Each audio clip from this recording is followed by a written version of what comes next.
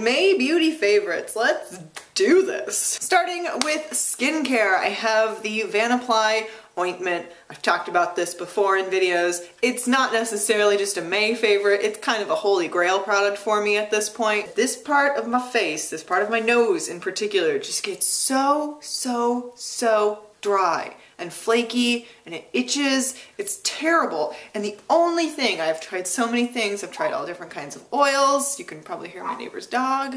I know, you don't like dry skin either.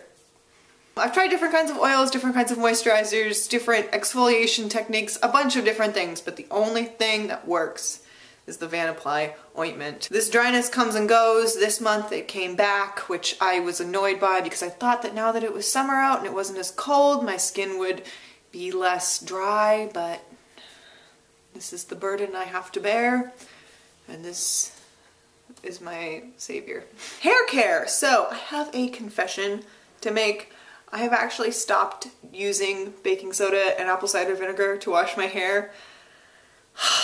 The thing about using baking soda and apple cider vinegar to wash your hair is that a lot of people don't give it enough time to actually work. You've been using shampoo, traditional shampoo, for presumably all of your life. And once you start using apple cider vinegar and baking soda, it takes a while to make that shift. And some people just give up within the first couple weeks. And it's like, no, that's not enough time. You've been doing damage to your scalp for years now. It's not gonna make the switch in a couple weeks. But I gave it a good year and a half, 2 years maybe. And my scalp was still so dry and so itchy. I had really bad dandruff. I know that's maybe TMI. I don't really care though. I tried for, a good 6 months with just baking soda and apple cider vinegar, experimented in ratios of water to baking soda, went longer between washes, shorter between washes. I added tea tree oil, I started using a scalp treatment, I tried olive oil, I tried honey, I tried salt, I tried lemon juice, I tried all kinds of different natural home remedies for dandruff, and none of it worked. It ended up being that I was using a lot of products on my hair just to try to combat this dandruff problem. That kind of went against the whole reason I started using the apple cider vinegar and baking soda. I wanted to stop using as much stuff, and I just was using more. So I figured I might as well just go back to a anti-dandruff shampoo, because at least then it would be only one thing. I really wish it had worked for me. I don't want this to scare people away from giving it a shot. I don't want to encourage people to give up on it because they still have dandruff after 2 or 3 weeks of doing this. Give it more time to work. I believe that I gave it enough time to work and that it just wasn't going to work with my scalp. So, now actually getting to the favorite I have, I went to Lush because even though I was going back to shampoo, I wanted it to be natural and I wanted it to be cruelty-free, and I picked up this shampoo bar. This is what it's called. I can't remember the name off the top of my head now. It smells really freaking weird. It smells like a really pungent campfire. The smell is going to turn a lot of people off this product. It almost turned me off this product, and I'm someone who aggressively does not care about scents. I gave it a shot anyway. It was like $10 and I really like it. You just wipe it maybe twice around your whole head and it will lather up so fast. This will last me a really long time because I have such short hair and I only wash my hair every other day. It has really helped with the itching, and it has really helped with the flakes, which is a big problem for me. The one thing I will say is that my hair is getting a lot greasier a lot faster than when I was using baking soda and apple cider vinegar. I never had to use dry shampoo on the off days when I didn't wash my hair, but now I do, and so that's kind of...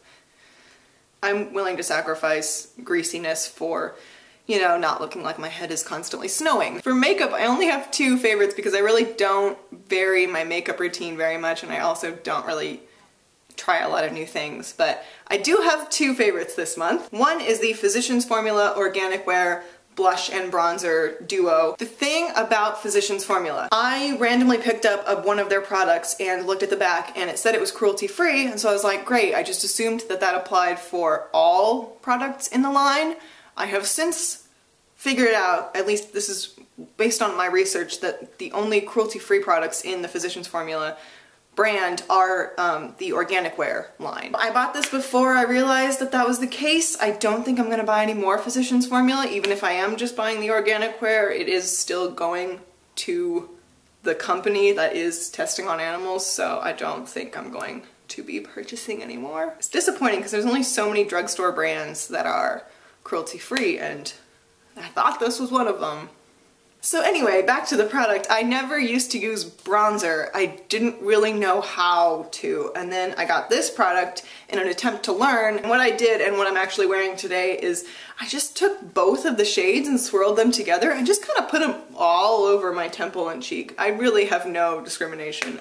It's not a very skilled application, let's just say that, but I really like it. The other makeup item I have is an eyeshadow. It is from the Body Shop. I'm not sure what shade it is, which really does not help you out, but it's just a really, really nice taupey matte brown shade. It's not that this is a particularly revolutionary concept for an eyeshadow, a matte taupe shade, but I've never had anything like this, and I realize how much I really like it. So I'm wearing it in my crease right now. It works really well as a crease color. I also have been wearing it just all over the lid.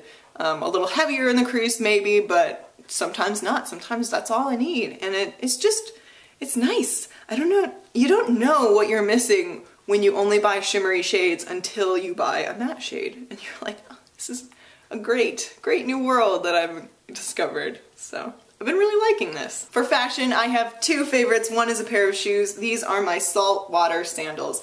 I had a pair of these when I was little, and I remembered the name of them like sometime in the dead of winter and was like, those would be really great summer sandals. So I did some research and I found them, and they have maybe 3 colors in adult sizes. The rest of them are all for little kids, but they had my size and I just wanted the brown anyway, so I went for it. For a sandal that's not like advertised as a walking sandal or a athletic sandal, these are pretty comfortable. There's not a whole lot of support, so like probably don't take them on a hike or anything, but like just for day to day, I wear these all the time and they're so, so cute. I think they're darling and they go with everything and it's great. They're my new favorite summer shoe and I love them. Another fashion favorite that I have is this dress. It is by the brand Queep? I bought this when I was in Seattle this month. One of the boutiques that was near my old campus that I was walking through was going out of business, and so a lot of their stuff was on sale, severely cut down in prices, and this dress was one of those items, and I tried it on and it was like, I had to have it. I love the fabric. I think it's super old-fashioned and pretty. I tend to go for more like old-fashioned cut dresses with especially old-fashioned type fabrics, patterns. I mean, the length of this is not super old-fashioned, but it's really, really fun and summery. It fits me really well, apart from the weird gaping at the boobs. I don't know why that happened, because I am a card-carrying and lifelong member of the Itty Bitty Titty Committee, but okay. I can't remember if I said I only have 2 fashion favorites.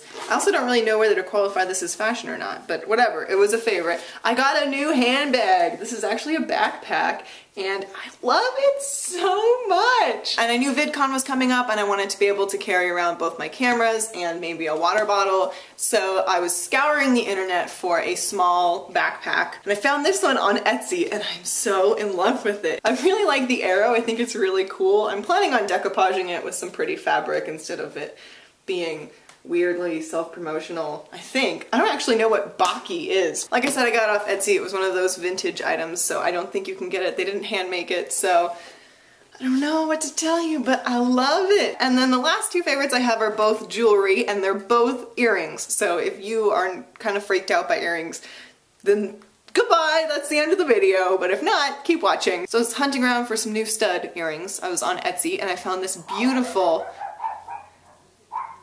I know, I like the earrings too. I found this beautiful jewelry store, handmade silver, lovely, lovely, lovely shop. I love it so much. I'm already planning on reordering some stuff, but I bought 2 pairs of stud earrings from them, one of which is a favorite of mine. It's these ones that I'm wearing right now. This really cool silver triangular shape. I think it's so unique and so cool and kind of edgy a little bit, but really pretty, and I'm obsessed. I love them so much. And the second is an ear cuff that I bought in Seattle at a street fair. This one in particular I think is really delicate and pretty, but it's also kind of badass. I love it. I think it looks really cool. Anyway, those are my May beauty favorites. If you wanted to see my non-beauty favorites for May, I made a video on my main channel. You can check it out, link in the description, and I guess I'll see you later. Bye!